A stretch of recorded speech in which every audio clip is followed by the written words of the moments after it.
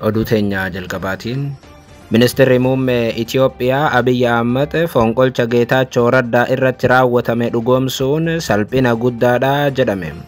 Haala kanaan bulchaan biyyattii wayyaanee jalatti kufuun kan nama gaddisiisu ta'uu hayyoonni himan. Dhimmicha irratti yaada gamaaf gamana bal'inaan qindeessineerra.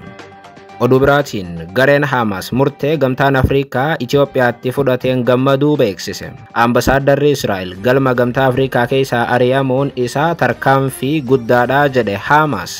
Muffii Israa'elii fi gammachuu Hamas dhimma magaalaa Finfinneetti mudate bal'inaan dhageessu. Oduu biraatiin magaalaa Jimmaatti konfiraansiin nageenyaa guddaadha jedhame gaggeeffamaa jiraachuun ibsame. Konfiraansii arraa irratti ajajaa waboo duraanii Jaalsanyii Nagaasaa argamaniiru. Gama biraatiin konfiraansiin kun yeroo itti aanu naannoo Amaaraatti gaggeeffamaas jedhame isarratti illee waan qindeessine qabna. Oduu itti aanuun haasoyni jibbiinsaa toora intarneetii irratti taasifamu dubartoota Itoophiyaa moggeessaa jiraachuu yeroo lammaffaatiif qorannoon mirkaneesse. Kanarrattis gabaasa bal'aa dhageessu. Oduu teenya xumuraatiin biiroon nageenyaa naannoo Hararii Oromoota gaaffii haqaa kaasan irratti tarkaanfii fudhachuuf yoo dhaadatu bulchituun Harargee Bahaa Aadde Miskii Mohammad immoo biyyattii rakkoo keessa buuteetti jechuun dubbatan. Gabaasa bal'aa qindeessineerraa akkam jirtu daawwattootaaf hordoftoota Anolee Global Media. Oduuf odeeffannoo keenya guyyaa irraa tokko jennee jalqabneeti jirra. Odeeffannoo keenya ijoo isaan madhageessan guutuu isaa isin biraan geenya. Agaa xumura sagantaa keenyaatti dhaggeeffachuun yaada qabdan gara koomentiitiin nuuf barreessaa. Viidiyoon keenya namoota hedduu biraa akka dhaqqabuuf immoo like, share, subscribe godhuun dagatinaa isiniin jenna. Kallattumaan gara gabaasa bal'aattiin isin qajeelcha.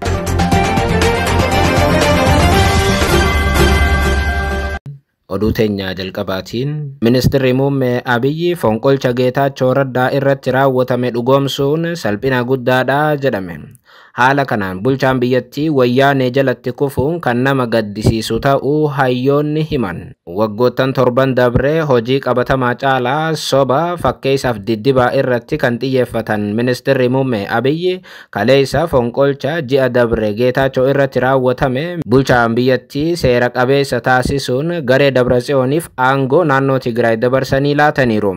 Ji'oota 8tiif naannoo Tigraayitti yaaliin fonqolcha mootummaa raawwatamaa turuun ni beekama. Kanaanis dhumarratti bitooteessa gara jalqabaatii eegalee gareen wayyaanee Dabratsiyoon Gabramikaa'eliin hoogganamu guutummaatti naannoo Tigraayitti bulchiinsa yeroo barbaadamu diiganii kan ofiif barbaadan Geetaachoo hunda Maqaleedhaa ari'uun naannoo Tigraay to'atan. Geetaachoon Maqaleedhaa ari'amuu hordofe naannichi wayyaanee harkatti kufe. Mootummaan federaalaa dhimmicha ilaalchisee tarkaanfii barbaachisu ni fudhata jedhamee eeggamaa ture sodaatee kaleessa ammoo fonqolcha raawwatame seera qabeessa taasiseera. Haalli kun heera biyyattii bara 1995 wayyaanumaan fooyya'ee ba'ee guutummaatti cabsuun nageenya biyyaalessaa balaadhaaf kan saaxiluudha jedhu hayyoonni. Akka heera biyyattiitti fonqolchi mootummaa naannoo irratti raawwatamu yakka cimaa grave constitutional violation yoo ta'u kun guutummaatti gara waraanaatti geessa jedha heerri biyyattii. Dhuguma naannoo Tigraayitti yeroo ammaa fonqolcha raawwatame kana bulchaan biyyattii seera qabeessa taasisan malee naannichatti waraanni akka hin hafne hayyoonni ni himu. Bulchaan biyyattii immoo fonqolcha mootummaa gareen wayyaanee raawwate kana seera qabeessa taasisuun isaanii naannoo biraatti ammas heerri biyyattii caphee fonqolchi biraa akka raawwatamuuf daandii saaquudha jedhu. Hayyoonni siyaasaa keessumaa hayyoonni Oromoo dhimma kana hordofan amma kun haa hafuuti. Ministeerri muummee Abiy Ahmed ifatti ba'anii fonqolcha mootummaa raawwatame kana seera qabeessa taasisuun baga gammaddan yoo jedhan naannoo biraatti maaltu dhaga'ama jechuun dubbatu hayyoonni. Gama biraatiin fonqolchi Tigraayitti raawwatame amma seera qabeessa taasifame kun hayyuun seenaa Oromoo Abbaa Malkaam fonqolcha ji'a dabre raawwatamee fi kaleessa mirkanaa'e irratti namoonni hedduun yaada garaagaraa yoo laatan irra hedduun garuu fonqolcha sana hordofee yaanni kennan Abiyyi akka salphateetti ibsu. Isaan keessaa tokko hayyuu seenaa guddicha Oromoo kan ta'an Abbaan Malkaa yaada kennaniin kun waan qaaneessaadha jedhan. Mootummaa Abiyyi wayyaaneen aangoon barbaada. Yoo aangoon aflaachuu didde Eertiraa wajjin ta'een si waraana jettee harka miccirte aangoo Tigraay guutummaatti wayyaaneen Abiyyi harkaa fudhatteetti jedhan Abbaan Malkaam. Haaluma wal fakkaatuun pirezidaantiin Soomaaliyaa Hassan Sheikh Mahamuud amma dura waliigaltee ulaa galaanaa ilaalchisee Somaaliilaand wajjin waliigaltee mallatteessite haqe. daangaa Soomaaliyaa kabaje ta'uu baannaa waraana Masriitiin daangaa Itoophiyaa qubsiisa jechuun Abiyyi doorsiftee Abiyyi waliigaltee Somaaliilaand waliin mallatteesses haqee jedhan. Kan nama qaaneessu garuu haala hunda TV irratti dhiyaatanii hulaa galaana arganneerraa baga gammaddan. Kana qofaa miti waggaa 7 dura boba'aan addunyaadhaaf ni dhiyaata. Amma boba'aa argatteetti Itoophiyaan baga gammaddan nuun jedhaniiru. Itoophiyaatti faallaa kanaa garuu hulaan galaanaas hin argamne. Isa bira dabree boba'aan biyya alaatii seenuyyuu dhaabbatee baajaajiin qullaa dhaabbatti jedhan. Hayyuun seenaa Abbaan Malkaa dhimma kalee isaa ilaalchisuun yaada kennaniin erga Abiyyi aangoo qabatanii wantoota nuti argine keessaa yakka waraanaa dabalatee butanii saamuu gudeeduu akkasumas ammoo yakki hin baratamin Itoophiyaatti raawwatamuu fi soba argineerraa jedhan. Hayyuun kun Abiyyi deddeebiin waggoota kana sobaa turus amma immoo dhumarratti dhiirti Tigraay harka micciirtee mirga ofii kabachiifatteetti kan jedhan. Hayyuun kun keenya garuu badhaadhina wajjin fuula duratti osoo ja'uu balaa guddaadhaaf saaxilameera jechuun barreessan. Kutaa biyyattii hunda caalaa kan mootummaa kanaan miidhamaa jiru uummata Oromooti. Kan immoo mootummaa kanaaf akka harka rukutu barbaadanis Oromoodha jedhan. Walumaa galatti taateen kaleessa Tigraayitti raawwatame fonqolchi raawwatame sun garee Dabratsiyooniif milkaa'uun isaa uummata Oromootiif barnoota tahaa jedhan. Hayyuun seenaa Abbaan Malkaa. Oduu itti aanuun gareen Hamaas murtee gamtaan Afrikaa Itoophiyaatti fudhateen gammaduu beeksise. Ambasaadarri Israa'el galma gamtaa Afrikaa keessaa ari'amuun isaa tarkaanfii gaariidhaas jedhe Hamaas. Faallaa kanaa garuu Israa'el gamtaa Afrikaa adabuudhaaf akka jirtu beeksifteetti. Gareen haqa Filisxeemotaatiif falmu Hamaas murtee gamtaan Afrikaa tibbana Itoophiyaatti fudhatee fi ambasaadarra Israa'el Abrahaam Nuguse walga'ii gamtaa Afrikaa keessaa ari'e simateera. Tarkaanfiin kun qajeeltowwan gamtichaa akkasumas ammoo ejjannoo seena qabeessa kaayyoo Filisxeemotaa fi qabsoo ummanni keenya Ziyoonistii irratti godhu deeggaruun kan wal simuudha jechuun Hamaas ibsa eda baaseen mirkaneesseera. Gareen Hamaas sagantaa duguggaa sanyii Ruwaandaa irratti xiyyeeffate irratti bakka bu'aan Israa'el Abrahaam argamuu isaa guutummaatti qeequun ari'amuun isaa immoo haqa qabeessa jechuun gamtaa Afrikaa galateeffate. Gareen Hamaas ibsa laate kanaan Israa'el yakka waraanaa duguggaa sanyii hamaa Gaazaa keessatti jaarraa 21ffaa keessa raawwachaa turte dhoksuuf fakkeessaaf asiifachi deemti jechuun hime. Hamaas itti dabaluudhaanis hawaasni addunyaatii fi dhaabbileen idil addunyaa biroos akkuma gamtaa Afrikaa kanatti Israa'el irratti uggura guutuu akka kaayan gaafateera. Yakkamtuun waraanaa Israa'el waltajjiiwwan addunyaa hunda fayyadamuudhaan yakka raawwatte dhoksuuf yaalaa jirti kan jedhe Hamaas sochiin Israa'el amma godhaa jirtu seera jala ba'uudhaaf waan ta'eef hawaasni addunyaa Israa'el bakka takkatti akka hin argamne godhuu akka qaban dhaamteetti. Waggaa tokko dura waajjiruma gamtaa Afrikaa keessaa ari'amanii kan turan ambasaadarri Israa'el kun ammallee marsaa lammaffaatiif walga'ii gamtaa Afrikaa keessaa ari'amu Aljaziiraa wabeeffachuun gabaasuun keenya ni yaadatama.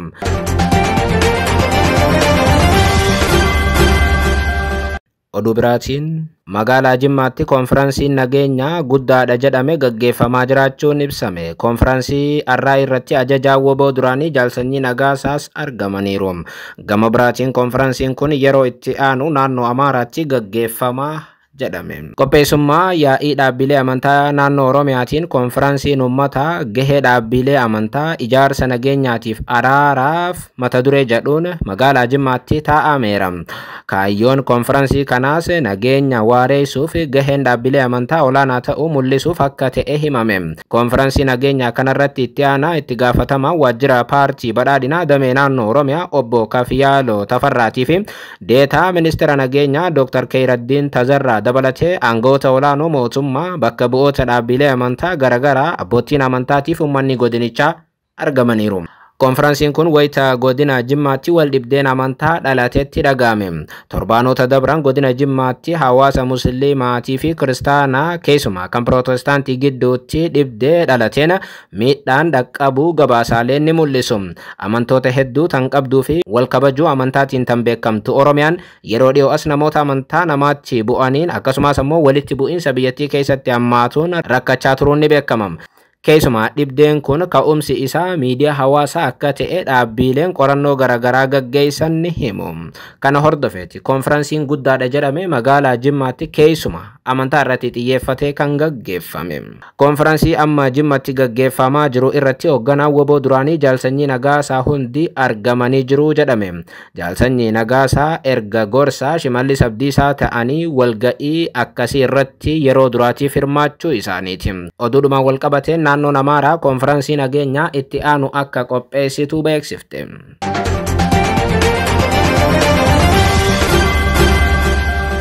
Oduu biraatiin haasoyni jibbiinsaa toora intarneetii irratti taasifamu dubartoota Itoophiyaa moggeessaa jiraachuu yeroo lammaffaatiif qorannoo mirkaneesse. Waggaa 7 biyya waraanni fi isiin adda baatee hin beekne Itoophiyaatti dubartoonni jiraachuuf rakkatanii akka jiran himame. Kanaanis dubartoonni Itoophiyaa jireenya hawaasaa keessaa baafamanii haala yaaddeessaa keessatti kufanii jiru jedha qorannoon tokko. Tibbana qorannoo haaroo dhaabbanni walabatee fi sarbama mirga namoomaa odeeffannoo sobaa qolachuu fi jeequmsa toora intarneetii irratti raawwatamu ittisuu irratti xiyyeeffatee hojjechuudhaan beekamu Center for Information Resilience yookaan ammoo CIR jedhamu qorannoo gaggeesseen kun ifoome. Dhaabbanni CIR amma dura qorannoo gaggeesseen miidhaa cimaan toora intarneetii kanneen akka Feesbuukii, X fi Teelegiraamii gubbatti dubartoota irratti akka babal'ate kaasee ture. Amma garuu waltajjiiwwan babbeekamoo 2 dabalataa kan guddachaa dhufan irratti qorannoo gaggeesseera. Waltajjiileen lamaan kunis YouTube fi TikTok akka ta'e CIR hubachiiseera.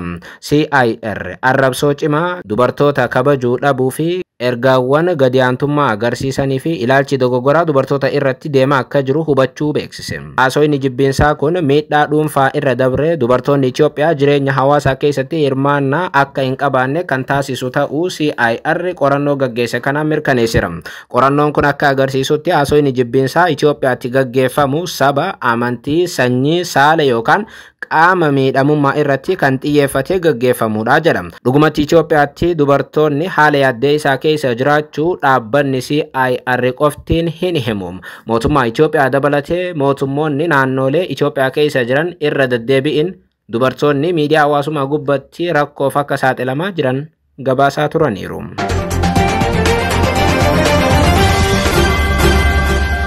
Oduu teenya xumuraatiin biiroon nageenyaa naannoo Hararii Oromoota gaaffii haqaa kaasan irratti tarkaanfii fudhachuudhaaf yoo dhaadatu bulchituun Harargee Bahaa Aadde Miskii Mohammad immoo biyyi rakkoo keessa buuteetti jechuun ibsan. Tibbana erga ayyaana Iida Shawwaalaatii eegalee atakaaroon Baha Oromiyaatti dhalate jabaatee itti fufeera. Keessumaa ergaa pirezidaantii naannoo Hararii obbo Ordiin Badrii guyyaa tokko dura dabarsan irratti dhalattoonni Oromoo naannoo Harariitii fi naannoo ishee komii guddaa kaasuu irratti argamu. Kaleessa ganama irraa jalqabee immoo ammaas viidiyoo miidiyaa hawaasaa gubbatti qoodame mootummaa naannoo Hararii yoo rifaasisu biiroon nageenya naannichaa viidiyoo kana walqabatee ibsa akeekkachiisaa eda sa'aatii 3tti baaseera. Haaluma kanaan naannoo nagaa qabdu olola sobaatiin booreessuu yaaluun aadmaleedha jechuun biiroon nageenya naannoo Hararii hubachiiseera. Akka biiroon bulchiinsaaf nageenya naannoo Hararii ibsetti dhiyoota nagareen faayidaan isaanii jalaa tuqame olola kijibaatii fi viidiyoo gaafa jijjiirama akka waan amma ta'etti miidiyaa hawaasaa irratti facaasuun ummata Harariitiif ummata Oromoo kan saba hunda caalaa walitti hidhate gidduutti hokkaraaf jeequmsa kakaasuudhaaf halkaniif guyyaa gaggeessaa jiru jechuun himate. Namoota kanneenii fi fakkaattota isaanii ilaalcha wal fakkaataa qaban kanneen waajjiraalee adda addaa keessa jiran gocha kana irraa akka of qusatan beeksisuu barbaannaa kan jedhe biiroon bulchiinsaaf nageenya naannoo Hararii kana ta'uu baannaan immoo tarkaanfii barbaachisu hunda qaamolee kana irratti fudhachuuf qophiidha jechuun dhalattoota Oromoo viidiyoo sana qoodan akeekkachiiseera. Viidiyoon amma mootummaa naannoo Hararii rifachiifte tun miidhaa mootummaan naannichaa dhalattoota Oromoo irratti gaggeessu ibsiti. Qushaasha jedhan kanachi dhaqee ganna qabu ilma namaatiif kanachi jiru.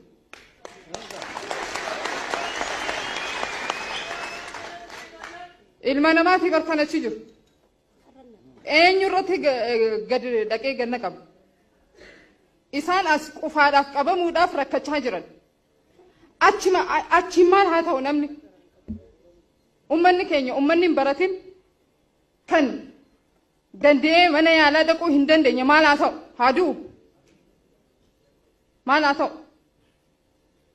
bishaanis yoo ta'e amata 27 jogola keessa guyyaa tokko osoo hin dhabamin dhugaa turan. مال عامة ديقدمي تربة دقاترا مالي باتي لما فيو دبم هاي إسامبر يو بشان دبم هايلاند ديدان كامري كتشو دنديني خلاص AGM dhugumatti viidiyoon kun kan ammaa ta'uuf ta'uu dhabuu adda baasuu baatus bakki viidiyoon kun itti waraabamte mana maree naannoo Hararii ta'uu mirkaneeffateera. Biiroon bulchiinsaaf nageenya naannoo Hararii viidiyoon tun immoo tan waggaa 5 duraati jechuun hubachiisuuf yaaleera. Dhalattoota Oromootii fi mootummaa naannoo Hararii jidduutti atakaaroon kun kan dhalate ergaa pirezidaanti Ordiin Badirii dabarsan hordofeeti. شواليد حفلة نتيجة بمتكمل زوم أبزحاتو تستي شخانة جرزوم تيت أم فريرنياج حفلة زو متبات عليه يمحروز الجحديم النجح عليهم بايتي بيم حراري حسني رئيس جيستي أردين بدري أتيوكم أوركسوم حياج قامات شواليد حفلة مقدر البنام بايو زي يسبيو حاجة بيم عليزو أمة مانتو مرخص ليم زيلت أبور حقام يزمان بيم زيتي إيكاب كيميحر قرنتوا قلوتو زي مزرالي يكسوم حسن زو نتيجاو mootummaan naannoo Hararii haala kanaan dhalattoota Oromoo yoo doorsisu bulchituun Harargee bahaa achuma magaalaa Harar jirtu immoo biyyattii rakkoo keessa jiraachuu ibsiteetti. Aadde Miskii Muhammad haala baha Oromiyaa jiru ilaalchisuun arra afgaaffii gaazexaa biyyattii bariisaa waliin gooteen jijjiiramoonni akka jiran ibsuun Harargee bahaatti hojiileen boonsaan hojjetamaniiru jechuun kaasan. Aadde Miskiin godinichatti koreen teeknikaa bulchaa itti aanaadhaan hoogganamu hundaa'ee raawwii hojii piroojektota hordofaa to'achaa kallattii kaafii bakka hanqinni mul'atetti immoo sirreeffamni kennamaa jiraachuu eeranii piroojektonni godinichatti hojjetamaa jiran rakkoolee bu'uuraa hawaasaa furuurratti kan xiyyeeffatan akka ta'e ibsite. Dargaggoota yuunivarsiitiiwwan garaagaraa irraa eebbifamanii hojii malee ta'aniifis carraa hojii bal'aa uumaa jirra jedhan Aadde Miskii Muhammad.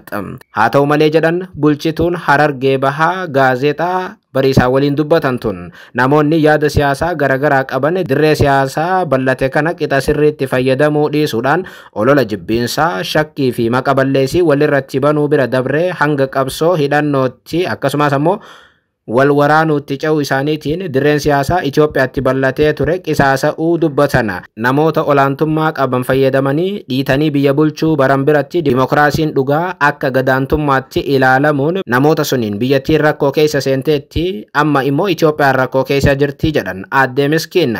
Shirri siyaasaa biyya kana bara zamana masaafintiis ta'ee bara mootii Lijiyyaasuu gaaga'ama guddaa fideera jechuun dubbatan. Qaamota biyya diiganii fi biyya akka diigamtu godhan kana ammoo Aadde Miskii maqaa kaasuurraa of qusataniiru.